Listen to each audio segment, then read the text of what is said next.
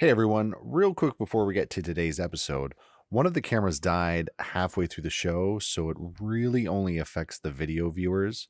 I did add a screenshot of our host when he's talking, so it's not just Chris and I's face on the screen the whole time.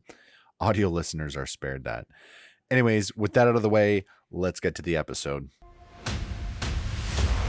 This is the Guardians and Gladiators podcast, Special Olympics based show with your hosts, Lauzie and Coach. Now we can go. Welcome to Guardians and Gladiators. This week's episode is a special one. Our first ever on-site Yes, it is. episode. My name is Lauzie, and always with me is my good friend, Coach. How you doing? Excellent, Lowe's. Thanks for asking. This is actually kind of cool. Normally we do our podcast In a basement. In a basement, in my basement, at a studio, at a table. But this is a little unique here. We're actually on location of our Kinsman's guest. Arena. Kinsman Arena, yes. Yeah. With our special guest. And who is that? His name is Murray. He's the president of George Bray Sports Association. There we go. Welcome. Thank you. Thank you for taking some time out. I know hockey can be a pretty busy time at the start of the season. It is right now for sure. This is a day where we've always evaluated all the kids in the last 3 weeks, and now we just tried to balance out all the teams. Oh, So yes. It's got a lot of interest, a lot of excitement, a lot of anxiety, confusion, and all wrapped into one day. So. Yeah, I remember those days for sure. Absolutely. Yeah. Well, yeah. Again, welcome. So we're in the back room, the office, Equipment room, basically. Equipment room The slash office. So the sound might not be as good as it usually is, but we will make it as good as we can get. Again, it is what it is. It's, Sounds good. Well, I appreciate you guys coming out here. yeah, no problem. Cut me slack on the time. It's a lot easier to chase me down and make me happen than it is for me to For sure, make absolutely. it go. Yeah. So, before we get into things, we usually tell a dad joke of the day. Dad It's joke. One of Chris's favorite things to do. So, There you go. I did get a hockey-related one. I usually try, depending on the guests, get a related one. So, today's joke is, what is a hockey player's favorite drink? What is it? Penalty. Penalty. Oh, man. Well, I'm glad we didn't have to wait till we come up with an answer by ourselves, Chris, because I wouldn't have got that one right, I tell you. Penalty. Oh, there you go. Sounds like a hot one. Love it. Love it. So, our guest, Murray Howard. Howard. So currently you are what, the president? I'm the president of George Bray Sports Association, which is a hockey program for individuals with special needs. Excellent. So when did George Bray actually start? In 1968, George Bray himself, he had been coaching, the story I have, because I didn't start until 75, but he had been coaching a bunch of kids playing hockey. He had moved out west for a couple of years for work, came back, wanted to know why the kids weren't still playing hockey. Where are they all? Go back, meet the parents and the kids and the families and everything. And he found out that as the kids got older, the coaches were told him that they weren't good enough, they weren't smart enough to play hockey in those organizations at that time. Mm-hmm. So he got together with some parents who had all had their kids removed from hockey. Got together with them and decided, well, why don't we just do something for ourselves? So it basically evolved from one of those kitchen table conversations. Okay. And they said, well, go and get our own ice and we'll get some kids going here and we'll go from there. And that was in 68. Yep. Wow. Now, when I got involved in, I think it was 1974, I think it was 75, mine was just one of those fluke things. I went to take a family friend to the hockey. He had intellectual disabilities. I agreed to do it because I had knowledge of hockey. Mm-hmm. He was on the bench, on the ice, and the coach just said to me, he says, geez, I could use a hand opening this door. Do you mind opening the door for me on the bench? I said, yeah, no problem, no problem. And about 3 weeks later, he walked in and handed me the clipboard. And he says, the team is yours. I just got called into the Army. Oh, no. And other than a what? And I was so unprepared. I was like 21 years old now. Yeah. That was maybe more mature way back then, but still, this was nothing that I expected to be a life mission for me.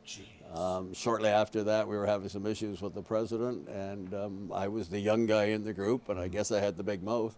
So I decided I would go and deal with that and say that we've got to get him off the books. He's, Right. you know, there's some issues there with the dealings and finances. And I turned around and handed them the signed letters of everything. Then here you go. And they said, good, we need a president. And they pushed it back to me. That was it. That was around 1980, I think. Wow. Okay. Yeah. So that answers that question. Like, when did you take over? That, Yeah. that gives you everything. That probably gives you the whole update on when we got going. And then from there, we just continued to try to grow. Yeah. That's wow. So it's been 1968. So that's Yeah. I think we're about 52, 53 years. I think we just had our 50th, Yeah. maybe our last silent auction before COVID. So Right. Wow. Our 50th. That's crazy. Yeah. Now, how many teams in that time have you actually coached? Like, do you coach every year or? I used to coach every year. I coached for about 28, 29 years, I think it was. And then we got too big that I would be on the bench Yeah. all the time Yeah. and having to deal with administrative stuff and placement of new players Yep. and registrations of new players. And I remember over the old Silverwoods Arena in East London that, That there, was there cool. was a wall. Yeah, there was a Silverwoods. wall that I could climb to go deal with everything I had to do, and Right. then come back and jump this wall, concrete wall, back into the team bench, Yeah. and deal with the rest of the team to try and make line changes and what. So I obviously had some of the best assistant coaches ever because I was hardly on the bench half Yeah. the time, and then I realized that I'm not getting the new kids the way we should be because I'm not giving that enough time as opposed to the amount of time I was trying to give the kids to make sure they were having a good time. Right. So I had to step out and Yeah. just go more into the recruiting part and the organizing part. And we've grown to 18 teams, 240 kids. Yeah. So there's a lot of administrative stuff, especially when you put that many individuals with special needs in the same room. Yep. And now that we're at Kinsman, we play 2 pads, full bore, 5 hours, and we run them both at the same time to get it all into one All day. one day, yeah. Because I used to do it at Silverwoods Yep. and at Glencairn. We used to And then do a a group on Saturday. Saturday and a group on Sunday. Yep. Yeah. So now there's a bubble room up there. I just kind of stay in the bubble room where I can see both rinks at the same time. Oh, and, yeah, there, and yeah. then get yelled Murray. Yeah, I remember that. Yeah. Silverwood's always cold there. Yes. Silverdome or the Shiverdome. Yeah, the Shiverdome. Shiverdome. It That's was right. cold But you know what? there. The ice was good, and Yeah. I liked it, and I liked the Glencairn because they were single pads, and nobody would take them for tournaments. Yes, because there's no There's no the lobby in seatings Silverwoods and was this super- big. Yeah. Yep. And so nobody ever really wanted them, which was great because working with the kids I work with, Yeah. and I say kids, my youngest is 7, my oldest is 48. Sure. So the people I work with, Yeah. they don't adapt to change well. So I can't keep getting pulled in and out of, we're going to have 3 weeks of hockey here, and then we're going to go over to this rink and that rink and that rink for the next 3. So, Yeah. so they worked out well. So I was scared when I came here, Yeah. to be honest. That's good. Now, on average, like how many players per team? in the Really league? depends on when, what type of thing, but generally we're looking at the number I like is around 12. Okay. Now attendance is sometimes an issue. That goes for any. Yeah, exactly, and of course we've suffered a bit through the pandemic Sure. to have less on the teams now, but that's the number that works well. Yeah. Anything more than that, if it's the little kids, you've got enough room on the bench for them, but there's too many different things going on in each player Yep. for one coach to handle, or 2 coaches, or sometimes 4 as we have on there. Yep. And then if you put 16 or 17 of the seniors in there, they don't fit. They just physically don't fit. Yeah. And again, dealing with frustrations and being bumped into and walked and smacked and squished and haven't got a line for 3 days or for 3 shifts or something too. Yeah. So that's an issue. Yeah. Now Chris, you used to play Yes. with George Bray too, Yes. right? Like Yes. how long ago was that? Oh, I'm glad you're asking, Chris. I think from 2004 Yeah. and halfway through 2005. Right. Yeah. Okay. So a while ago. A while ago, yeah. And Yeah. from what I remember, you, Murray, were Chris's first coach. At One least of that's them. what One of them. one of them. Yeah. Probably, like I say, Yeah. doing this for so many years, I've got great stories and great memories. But boy, if you ask me something on a date, on a calendar, like, when Yeah. was it you coached me? Don't know. It's a I while don't ago. know. I don't know. It just, and it's the niceness, I guess, at the same time of each year just flowing into the next year Yeah. and just loving every minute of it. Yeah. It doesn't make the distinguishable Yeah. times. Like, I can tell you lots of crazy stories, Yeah. but I wouldn't be able to tell you exactly. And When a lot of the was it? people around here now, when I say, well, it's probably about 10 or 12 years ago, they go, yeah, it was like 15 to 20. It's like, okay, guess so.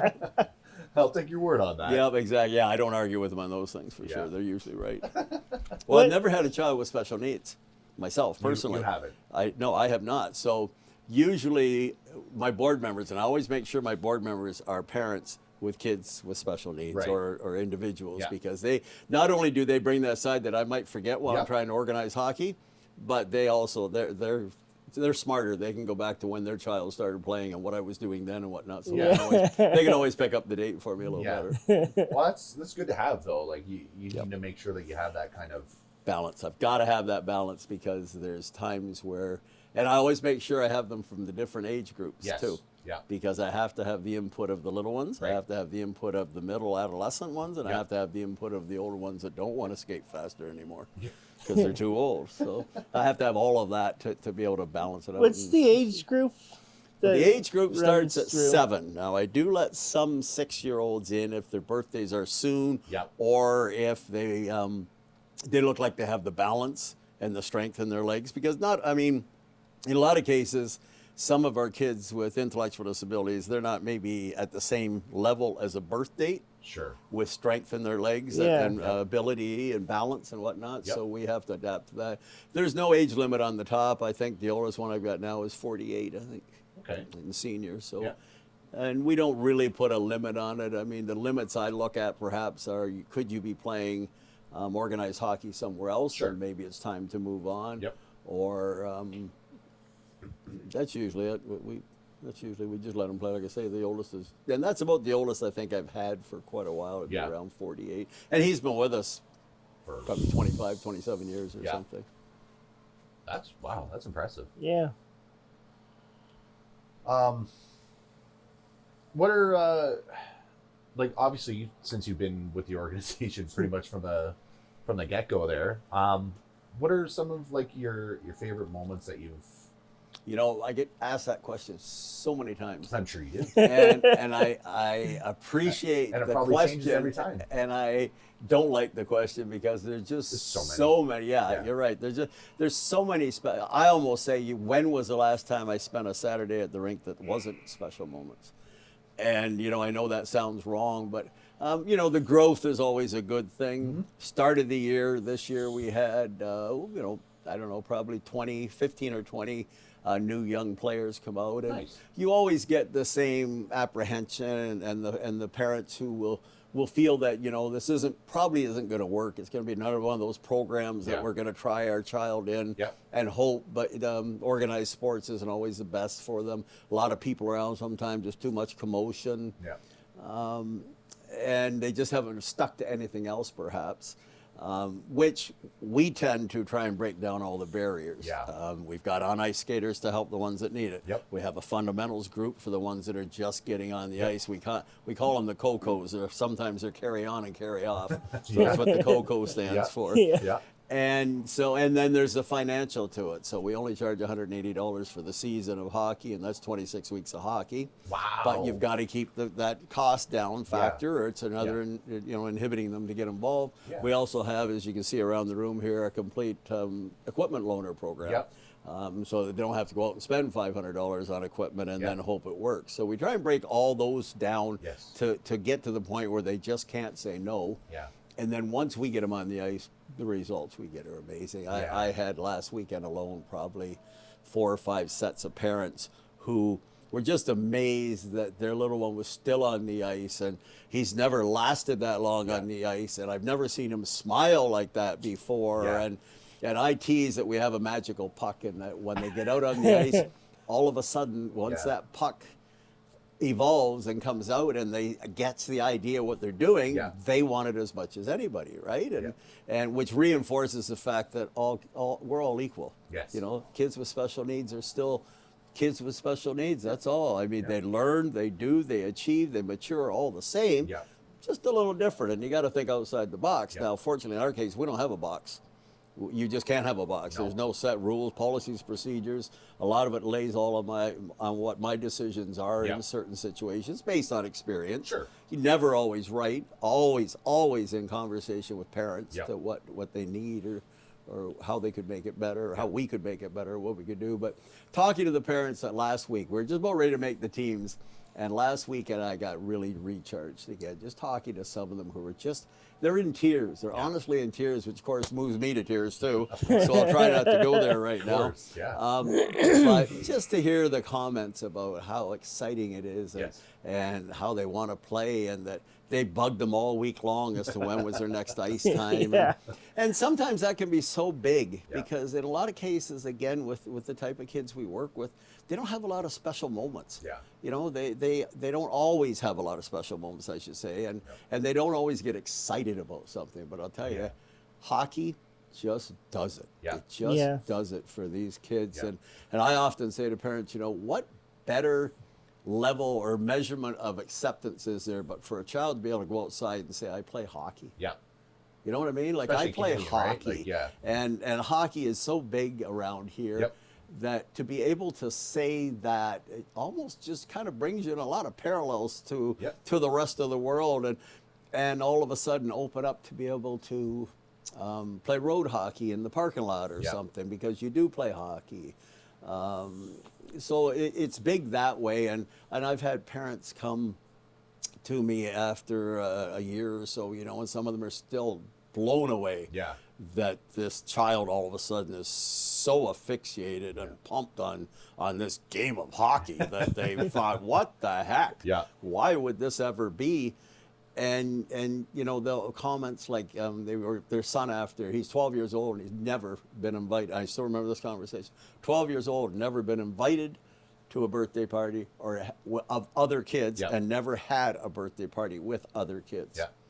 But now, yes, because he's on a hockey team, and one of the guys invited one of the kids on the team, invited him over. Nice. So, That's amazing. so again, to understand a story that way, to think about how big that is. I mean, most of our lives, the kids want to bring 40 kids to the party, and mom and dad are trying to cut them down to 6 or 8.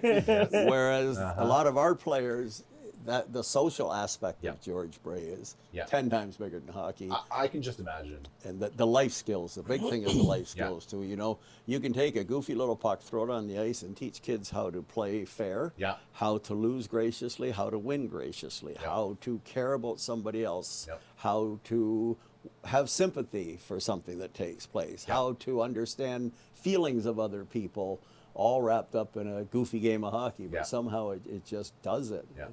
And it's the life skills is a big thing to us. Yeah, and quite honestly, like I've noticed that a lot with, just because I'm involved with the Special Olympics scenes, right? Yeah. So, just the sheer happiness that I see from the athletes when they come in to do their sport, and when they see their friends and their teammates, it's unbelievable. You can't explain it. It's a level of excitement and happiness that is so hard to explain unless you've done it. Yeah. Unless you've been part of it. Yeah. Because, you know, you can say, wow, they're ever happy, but to a lot of people, they don't really get what you see. Yeah. And, you know, when people say, man, you've been doing this 47 years, how the heck have you been doing it? I am so fortunate to live the emotional happiness and gratitude of what I do for so many families. I don't do anything special, trust me. It's a cliche to say it does more for me than I do for them, but it is the truth. You know what? Like every volunteer and coach that we've had on the show, that's exactly the like we get so much more out of it than what we put into it. So true. Yeah. And like you, like I have no investment in Special Olympics. Like I'm just doing it for the sake of doing it. And like I was saying, you know, I much like you, no investment in it, you know, and I love going. Yep, and you know, I tell people, and they'll say, geez, you've been doing this for so many years and it's a volunteerism. Like, you're not paid, right? I'm like, nah, man, you couldn't pay me enough some days. Yeah. Because we measure life sometimes on what takes place in our lives and maybe what we get out of it. Yeah. So if you look at like, well, gee, I'm making this much money a week and I've just had a week that's been crazy, insane, you couldn't pay me enough. And yet the volunteers we have, and Chris can probably attest to this, the volunteers we have are happy, friendly, bubbly, always ready to do whatever they can do above and beyond to make it happen. And I've probably got 55 to 60 volunteers, and I can speak and they jump. And it's not because I'm amazing, it's just because they're all so focused on what we do. And yet I've had people come who will do, just come to interview us and see our program. He said, man, I can't get over how happy everybody is in here. I say, well, because we're volunteering. You only volunteer with what you want to do. Exactly. We don't all work for what we want to do. Yeah. Right? The working thing's about making enough money to pay the bills. And volunteering is doing something I really love doing. Yeah. So anybody that gets involved in volunteerism is just, it's amazing. No, it's So how do you like get new people to join the new, like volunteer wise or like player wise and Player-wise, Yeah. well, it's a good question, Chris, and thank you for asking, because that's the most important part. That is the most important part. I can make it run. I can organize it. I've got a group of people in the City of London that just do what I need. City of London Parks and Recreation is amazing, and Herm Sports and Source for Sports are good to help out with stuff. Getting kids is the hardest part of my job. The hardest part because I never get to talk to the target audience. Yeah. I can go into, let's just say I could go into a school and talk about it, but I may be only really talking to 8 kids. And so you can't quantify spending all that time and then maybe getting 5 or 6 kids. Yeah. The school boards are difficult for me to get into. They have the connection. They know the kids that are on IEPs. An IEP is individual education program, and that's kind of one of the measuring sticks we use as to whether a child should play in our league or not. Yeah. And it's difficult to break those walls down. So Murray talks a lot, as you know already, and that's important. And I don't pass up any opportunity. So if Thames Valley Children's Center or Thames Valley School Board or something, or they're having any type of events going on, I'm at all of them constantly. Yeah. Word of mouth, I talk to a lot of parents and hand out brochures and ask them if they can hand some out for me. And we've got a little hashtag or whatever it's called nowadays that says you got to be there to see it, to believe it. And that just about sums us up. But the hardest part is getting them there, because while I stand behind a table or in front of a table at these events that I go to, I can see parents walking by. I go, nah, ain't going to happen. No, not going to happen. Can't do it, can't do it. And if I catch them, I'll challenge them. Say, we can do it. And I am so confident we can do it because we do continually over and over. But that's the hard part. That's a good question, and boy, I'd like to know the answer on that one, Chris. Because that's like Rick's license plate, right? Like, why can't you? Like, if you ask the parents, like, why? And I think that goes to even just like some of the parents that are involved with Special Olympics. They might feel that their kid's not good enough, or it might be too competitive, or. Yep, I think a lot of it is beat down by society. Yeah. That he can't do that, she can't do that. There's no way she'll be able to. There's no way that he can this. And they try. And as a parent, you never want to set your child up to fail. No.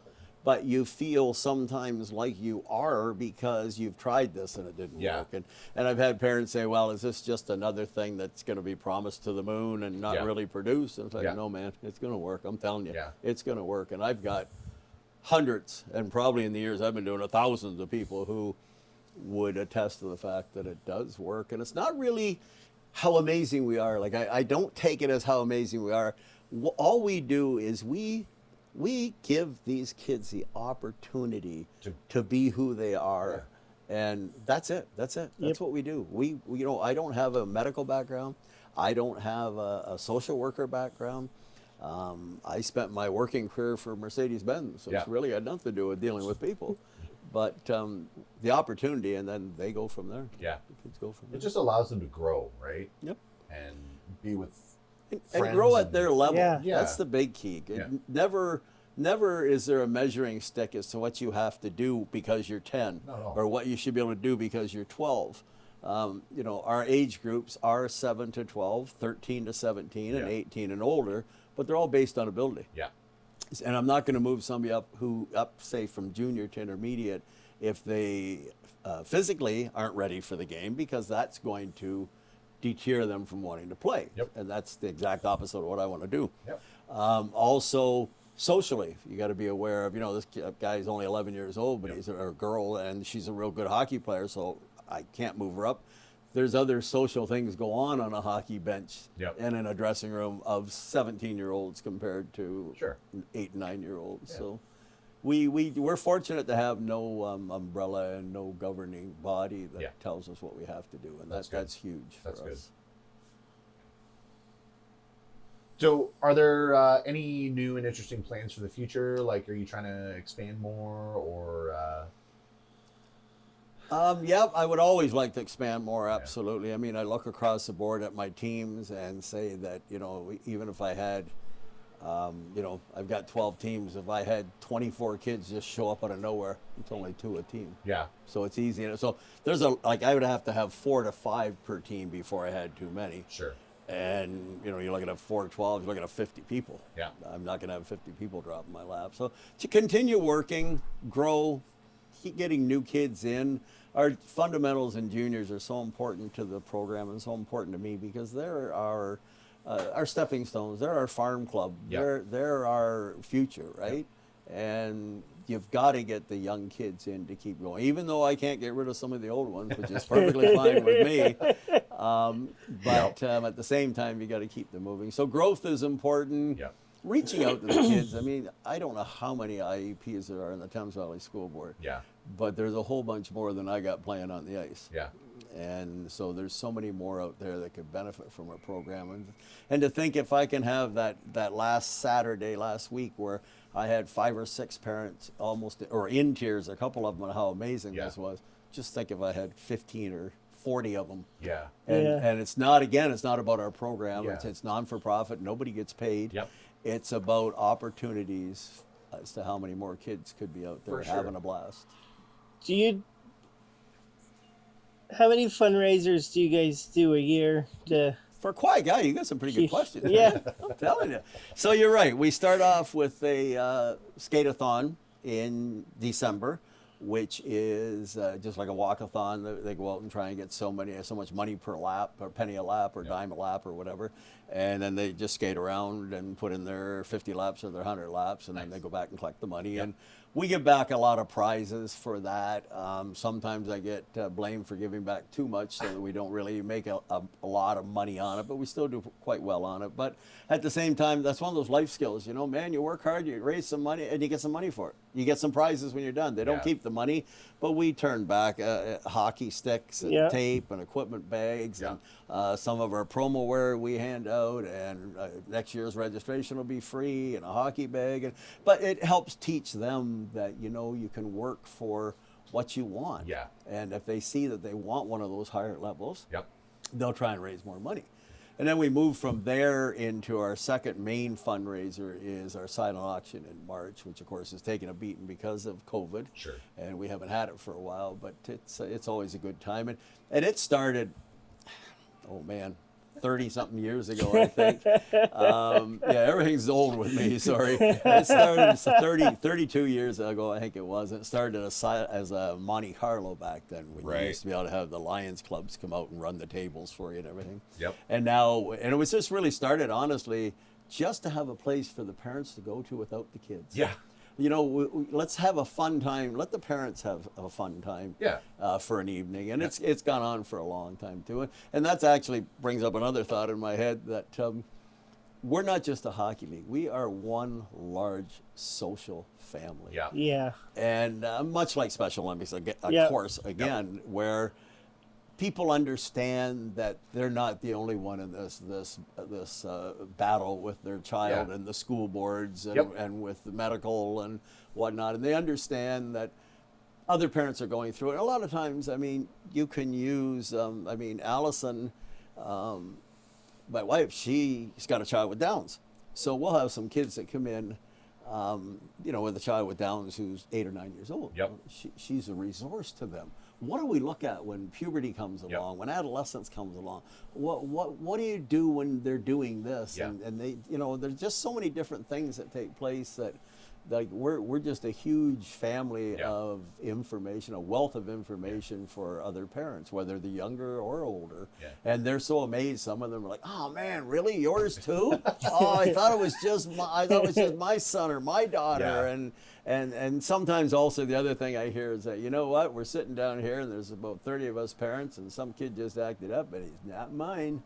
And sometimes that's a big thing. That's right. That's a big, it's like, yes, that's a big thing, because they tell stories of being in the grocery store Yeah. and having a meltdown and Yeah. everybody thinking you're that terrible parent and Yeah. staring at you and everything. And it's just part of it every day. And yet sometimes you can see it out here and realize, it makes me feel so much better Yeah. to know that there's other people out here that I can That's super talk good to have. and right? for the Like, kids yeah. too. The kids realize Yeah. that there's there's other things. Is there going another on. league anywhere around Ontario that has I told you this guy's got good a questions. disability? Didn't I tell you? That was right there. Well, Our- you know what? There are program? some leagues in the Toronto area, Yeah. in the GTA, and it's called International Special Hockey International is what it's called.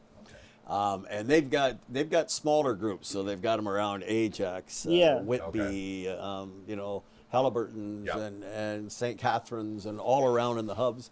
But they're infancy stages still. Most of them have a couple of teams, maybe Yep. practice most of the time, Yep. and then they will go to each other's center Okay. once a month or something, or maybe twice a month to play a game against them. And to not sound the wrong way in this, I'll try to put it the right way. They've reached out to ask us if we'd like to play some games with them. That or was what. my next that was- question. Was that your next question? Yeah, yeah. that was my next question. If you would bring in, Well, we tried that years ago. We went down to Ajax and we played, I think, about 4 games down there, and then we had them come back here. And to be fair to all of them, we are so many years ahead of them.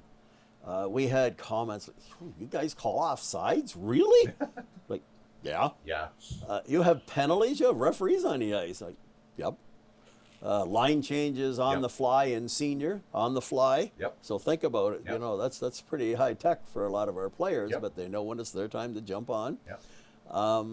So it's hard for us to play them now. In fairness to them, they may have only be 5 or 10 years old, which maybe sound like a long time, but No, it's not. but It's not in no, growth definitely of something not. like this.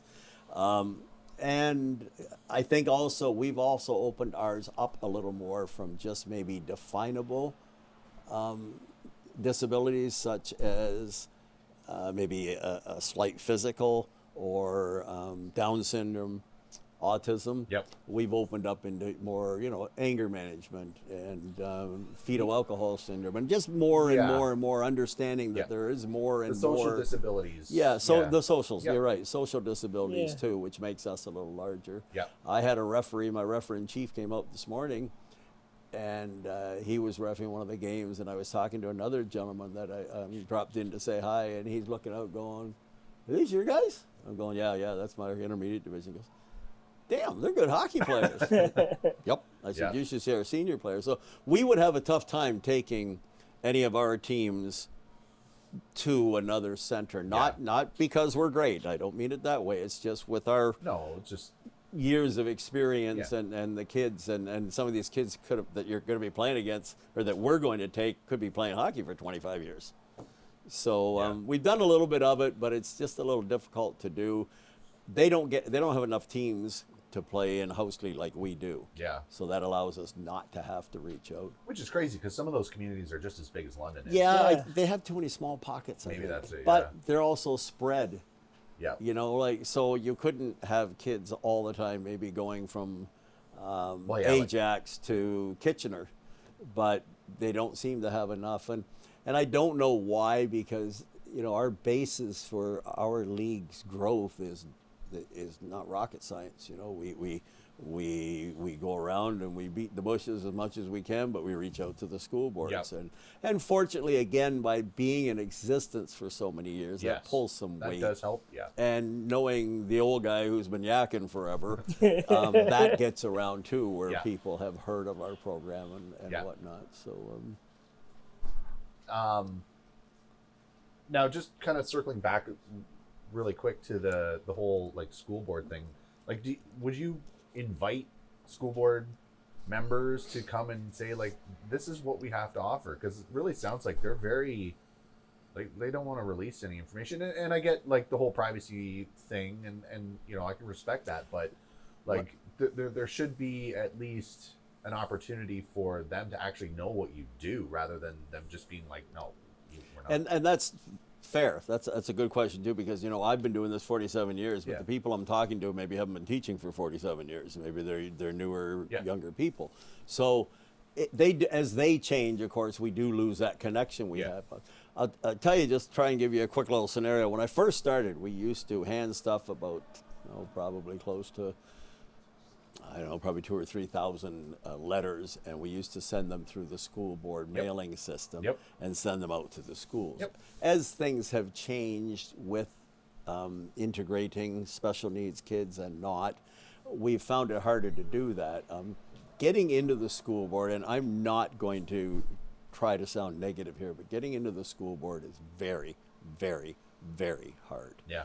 Getting a hold of the right person is hard. I know probably about 8 years ago, I went to an event at the board itself, Thames Valley School Board up on Highbury, Yep. or up on Dundas there, sorry. And I started talking about our program, and I had a bunch of people, teachers come over and listen to our program and talk to me and ask questions. And I remember saying to a couple of them, so, are you a teacher here? Are you administrator?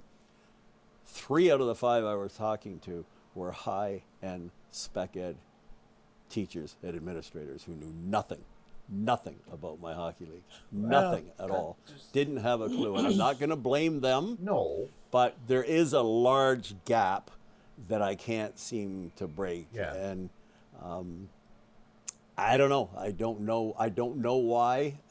It's just, it's me staying positive right now, I guess. To try no. I be good totally get about that. it, but Yeah. it's just so difficult, because I'll tell you, I can talk about George Bray hockey anytime. Yeah. So I have no problem Yeah. going up and talking. We used to get into a couple of PA days, I think they had, maybe before the PA days, but they would have conferences for Yep. spec ed, and Yep. we'd get 5 or 10 minutes to speak in Yeah. there. But and again, I think we get flagged, honestly, as a hockey program, not understanding the life skills, Yeah. the social skills that are brought upon. I mean, if you think of how many, you don't have a lot of quiet and shy kids in Special Olympics. You have some outgoing kids that love life or happy. They start off pretty off shy, quiet. yeah. No, Yeah. they start Absolutely. off pretty Yeah. quiet and shy. Yeah. And some of them will stay that way. But a lot of them, you go to a Special Olympics event, and it's much like a George Bray hockey game. Yeah. There's a lot of noise. Yeah. There's a lot of commotion. There's a lot of, which is all confidence. Yep. And confidence, self-confidence, we don't teach self-confidence. We give them the opportunity to build confidence and have self-confidence. And without that, none of us are anything, Yeah. right? So that's a big thing that I see from us, and I don't understand why it's so difficult to promote that aspect. But Yeah. That's crazy, considering, you would think, and again, that it kind of almost goes back to that common sense thing, right? Like, common sense isn't so common, but you would think that as a, special education teacher, organizer, whatever, manager of the school board, that you would know what programs are available outside of the school. Because if they're improving outside of the school and outside of work, extracurricular Yeah. activities.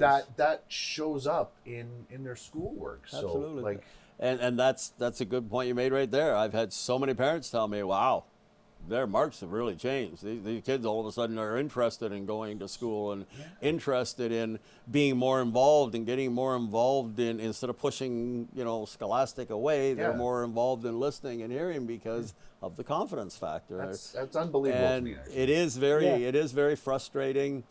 And it's, I want to I want to pin it on the fact that I guess I just haven't touched the right place. I haven't talked to the right person. And, you know, maybe because I've been doing this so long, I don't visit it enough. But, you know, we are at the stage in London where a lot of them knock on our door now. Yeah. A lot of social agencies will say, hey, And that's good. we've got 4 or 5 kids that we think could benefit from your Yeah. program. So if they're doing that and they're aware of our Yeah. program, why is Spec Ed not aware of our program? And I know there's all kinds of you know, rules and regulations on what they can do and privacy acts and all that, but I'm just inviting you to tell parents to come on out and watch a game. Well, and that's it, Which right? we Like do. Just come out and watch. That's all they got to do. And we don't chase money. So in other words, if you think your child might do it, come on out and give it a shot. What's it cost? Nothing. Yeah. Well, we need equipment. We got it. Yeah. Well, they're probably gonna need some help in the ice. We've got skate mates. We have little devices that you push around the Yeah. ice, I the saw red that. I ones saw that out and the there. green ones. Yeah. Yep. That you can skate around. around, you on. got a stick Yep, and- absolutely. And we've got lots of on-ice skaters to help. So most of the boundaries we've broken down. The biggest one we can't is the fact of trying to get more kids. Yeah. As these way have said. Baby steps. And ahead. you know, once I have the ice from the city, Yeah. I can load it. And it doesn't cost me any more if I've got 8 kids on a team or I've got 16 on a team. It doesn't cost any more. So it's not like if more came, oops, what do we do now? Yeah. It's not like that Yeah. at all because, you know, and we've got the equipment and everything else. Yeah. So it's very frustrating and it's just my biggest pain in the, Yeah. In the for butt. sure. Yeah, in the butt for sure.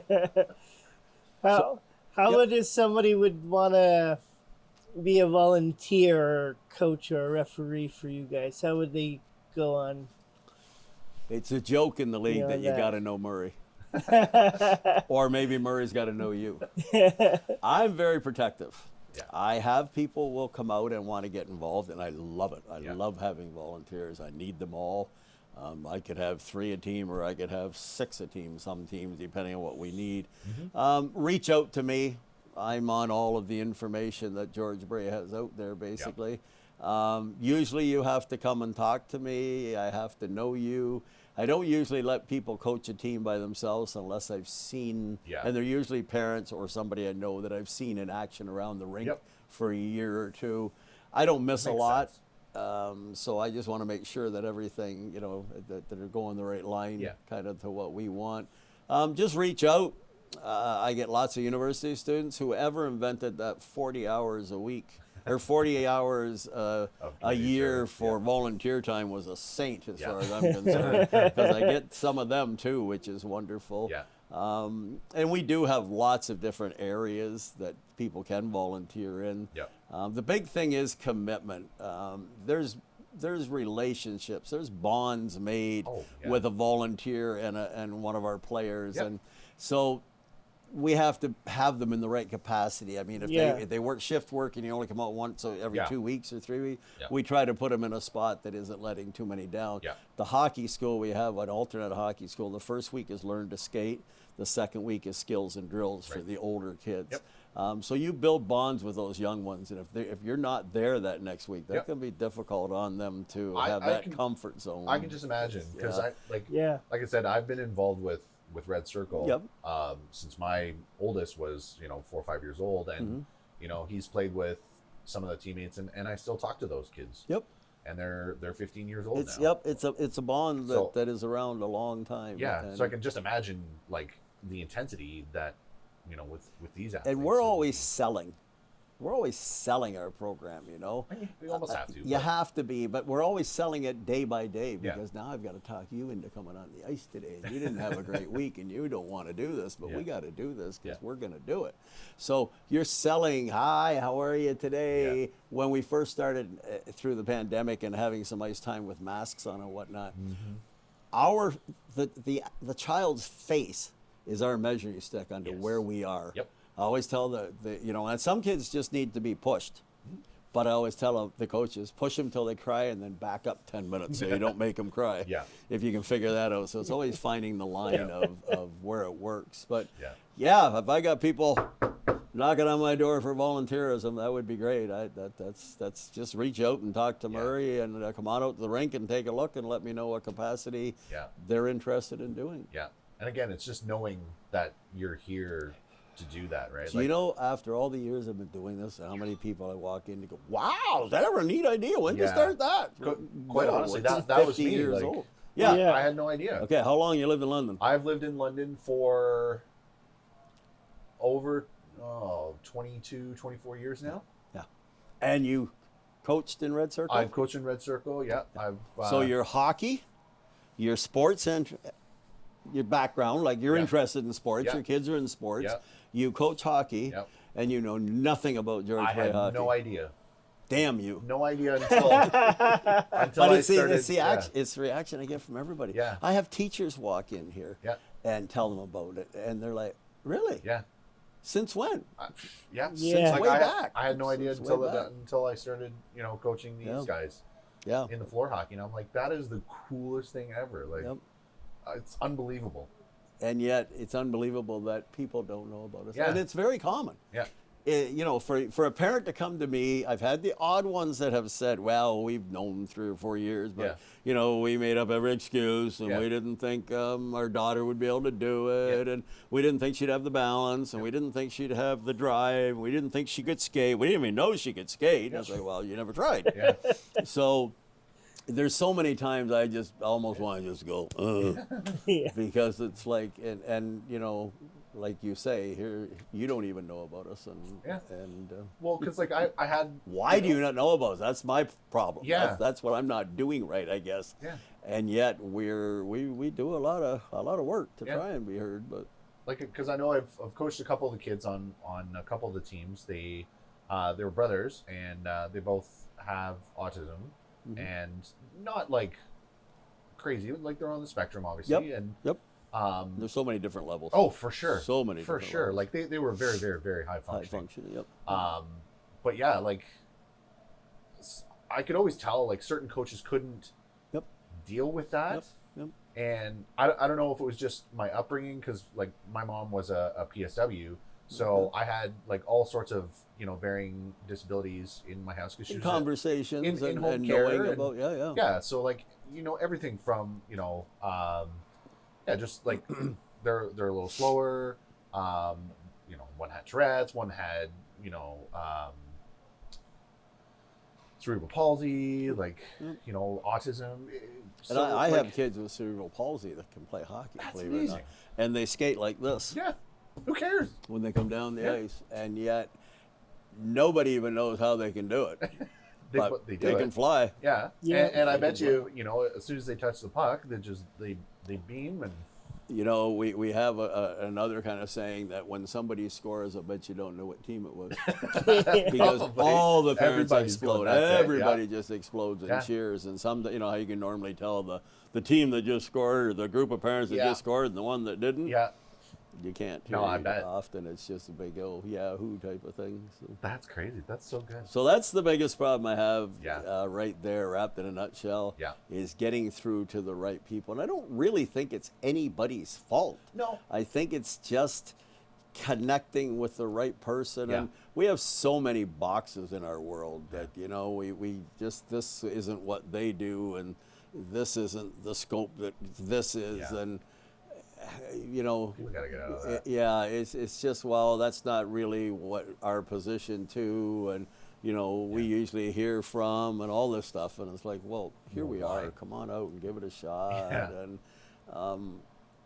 we get them. We get them, and we keep them, and they have a blast, and it's too bad that we can't get more. That's for sure. That's for sure. Yeah. Now, would you like to see? Because we've discussed this before.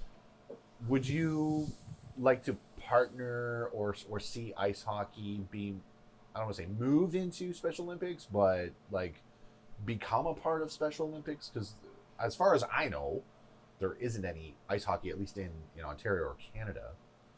Right. No, I agree. There is not. And it's rather ironic from what I've been told. Now, I'm not a historian by all means, but I was told that in London, Special Olympics started in 1968. Yep. In London, George Bray started in 1968. So, did George Bray start because Special Olympics wasn't doing it? Yeah. Or did Special Olympics not get into it because George Bray was doing it? So I don't really know that answer. Yeah. I don't know. I don't know how to answer that one because I'm not involved in Special Olympics. Yeah. So I don't know how that would work or not. Yeah. They're aware of us. Yeah. We've got a lot of interlap with Yeah. players Yeah. and coaches and whatnot. Yep. I think we should network together a little more often. Kind of I makes think sense. where we could drop off the brochures Yep. there and brochures to us. You'd be surprised on how many families come to us who have lived around here for a long time and really don't even know about Special Olympics. And I think they know Yeah. about Special Olympics, but it's always on a higher level that you hear it on a newscast Yeah. or something. Yeah. You don't realize it's in Yeah. your backyard. Yeah. And there's no reason that you're not out Yeah, there. If you they're want thinking your- of like the Team Ontario or Team Yeah. Canada doing this, Yeah. and well, my kid's never going to be able to do that, or Exactly, my and- brother's never going to be able to do that. a lot of times what they don't realize is that not all parents want their kids to organize sports, but when it comes to individuals with special needs, a lot of times the organized sports are all that's going to work right now. Yeah. Because they don't gel it. They don't go out in the morning on their bikes and go ride around with their buddies Yeah. for 7 hours all day or something. So you do need to get them into organized to get Yeah. the confidence to take the step out. Yeah. And we're all about just building confidence. Yeah. It's just about building confidence. And confidence, like hockey will end. Life skills don't. Yep. You Yep. get them and you retain them. Yep. For sure. This guy's over here sitting across the table from me asking questions that are dynamite questions. And I'm like, what Yeah. the heck is this? I mean, when I met him, he couldn't stand up on the ice, for God's sakes. And yet he's throwing questions at me and the confidence to Yeah. do this and whatnot. Yeah. And I'm like, there you go. There Yeah. it is right there, wrapped up. Oh, for sure. Yeah. So, this is a silly question. Chloe's been asking me every time. Every time she comes home from hockey. Who's this? Chloe? Okay, Chloe, yeah. every time, every Saturday. Have you talked to Murray? I said, about what? Could you ask him? I said, well, we're going to ask him, Chloe. Would Daddy allow to play one more game so I can watch Daddy play George Bray hockey? Well, years ago we used to do parent and And the kids. kids games Yep. and whatnot.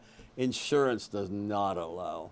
Yeah. So I suppose if Dad feels he's still got it through Join his the kid, Yeah. Join the team. Join the team. I guess we could register you up for a game, but don't tell anybody else, or I'll have everybody ask me to do that. I got a bunch Okay. of old guys I got to pick up, and they're a lot heavier when they get older to get them back up on their feet. So Hopefully how you're to not a answer Coco. that? I don't know. Do you still skate? I still do, yeah. Do we have to pick you up? Nope. You're Well, not a then Coco anymore. why are you not volunteering to help out on the team your daughter's on as an on-ice skater? That's a should. good question, eh? I should. That's a good I question. should. That way, at least you start, and I can find if I have to pick you up or not. too. Yeah. Yeah. Maybe I'll ask that question back, Chloe. When is Dad going to get off his butt and decide to come out and give me a hand with the team if we need it? Now, I don't even know what team she's on right now, but I always use help in fundamentals. Yeah. What team is Chloe on? We just put her there Right. today, so she's like, I don't know. Jar, yeah. Jar. Jar. Okay, the orange team. Yeah. Yeah, Laura could probably use a hand once in a while. Be an on-ice coach for a little bit first. Yeah. And see how that goes. Come on the bench and open and close the door if you want to start there. Yeah, sure. If Chloe's a better skater than you, we get it. We understand, So there, I just asked Chloe, okay? And All next right. week I'll ask Chloe. I'll say, go. Chloe, your dad wants me to ask you a question. Okay. Beautiful. Alright. There's an opportunity there if you're interested, that's Yeah. for sure. Yeah. All right. Well, I always have our last question, but unless you No, got I'm anything good. more. All right. Well, I do want to, before I get to the last question, I do want to thank you for taking this time out and talking with us. We do really appreciate it. It's always fun just to meet new people, especially outside Yeah. of Special Olympics. Because, like you said, there is a lot of cross Yep. between, George There could Bray. or should be more, too, as far as I'm concerned. Mind you, Special Olympics has a large gamut of activities. Yeah. So if Yeah, you've a got lot of one of sports. your kids in that program, you could have them 2 and 3 times a week. Yeah. And also there's other things. I know in Allison's case, her son may be going to speech therapy. Yep. And other activities also going on in that. So I do kind of get Yeah. that. We're only hockey. Why we're not in Special Olympics, I don't know. Yeah. And again, you But know, nobody's going to get it easily from me. So. Yeah. Yeah. No, you'd be the overall manager of the Hockey Ontario. Yeah, Special there you League, go. Yeah. There you But go. yeah, I think it goes back to, again, like what you said with Chris's question. You know, there's only a few other, you know, associations, Yep. and that's always got to be one of the big parts of it, is making sure that the players are there. Yeah. So, And I find a lot of them,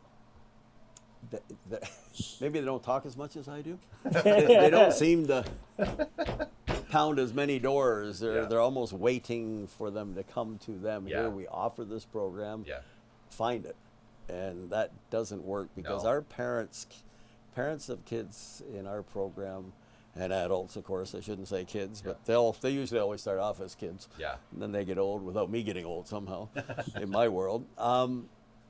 There's just so much to do in their lives. yeah, You know, there's sometimes there's tutors, there's extra teaching in school, there's medical, there's Yep. so much on their plate yep.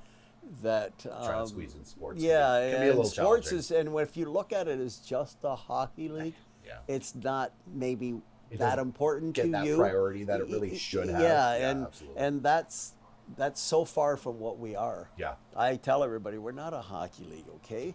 We are a massive coffee club for parents of kids with special needs, because that would get me more respect someday, I think.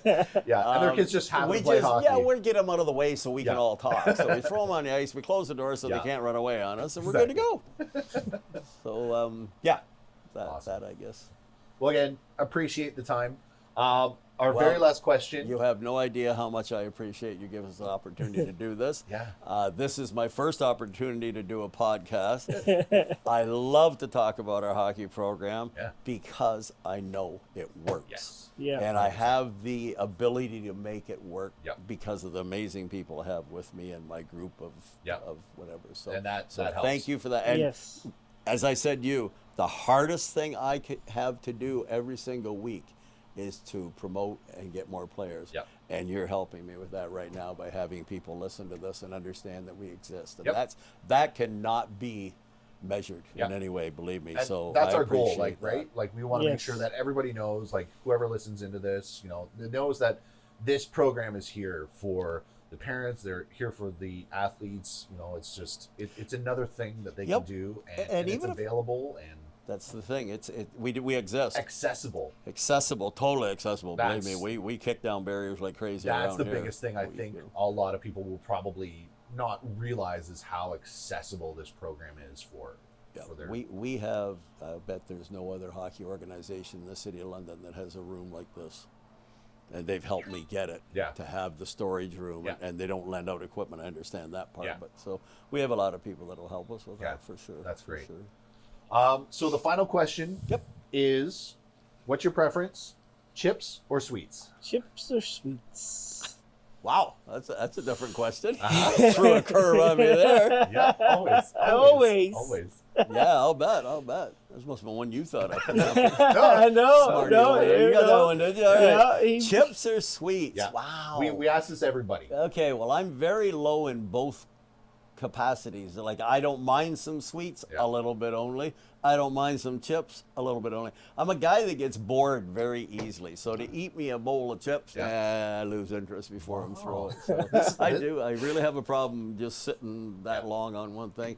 I don't mind the odd sweet, but if you gave me 3 butter tarts, I wouldn't eat them. No? So yeah, I don't know. I don't know what the answer You is. kind of like on that cherry one. pick from Yeah, all of them. I like variety in life. And I'll dabble in a lot of them, All and right. I would dabble in both. Yeah. But So we if need you a left third them category here- now. Yeah. if you left them here, Yeah. neither one would be devoured. Yeah.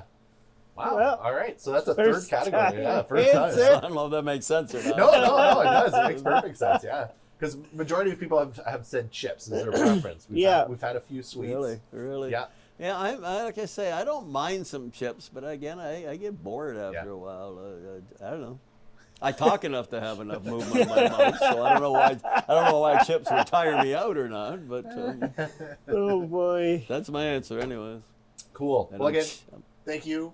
We're we'll make sure that when this is all edited up, I'll make sure to send you the link there in the email. Absolutely, please do, because we will put it out on our Facebook and website, Yeah. and maybe after I watch it.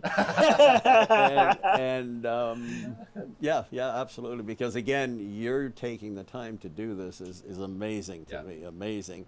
And once I got in my head that, and I actually talked to Allison a little more about what the heck is a podcast. I don't know. I've made bad casts when I'm fishing, but I don't know what the hell a podcast is. And then she said, well, it just goes on air on the radio or something, or like an online internet, or something, and people hear about things. And I'm like, sign me up. Yep, it's an internet Because radio Yeah. show that has no regulations. We can talk about whatever we want. Yep. Nice. And so like Nice. it's available as video, it's available as audio. Like, Oh, wow. yeah. so Well, you can- definitely let us know, because I want to pump it out there. Yeah. Not because I want people to hear me. No, You know. no. It's just, You know, if one person hears yeah. about George Bray that Yep. didn't know about it, they could be sitting 3 or 4 years from now at a Christmas dinner with family going, oh, I didn't think I was going to get here. My kids are in a tournament. What are your kids doing? Yeah. Oh, mine aren't really involved in any. I've only got one son or one Yeah. daughter, and she's got autism, so they can't play sports. Oh, whoa, wait a minute. Yeah, they can. You're from London, right? I've heard about a bam. Yeah, that's You perfect. made my day, That's right? exactly Yeah. So what that's we want. all it takes sometimes. Yeah, for sure. And it can grow bigger, or it just takes somebody to know about it, even if they're not a person with a child Yeah. with special needs. Yeah, exactly. All right. Well, All right. you good? I'm good. You All right. good? Shut her down. Until next week, folks, be safe, be kind. See you next week. Bye, everybody.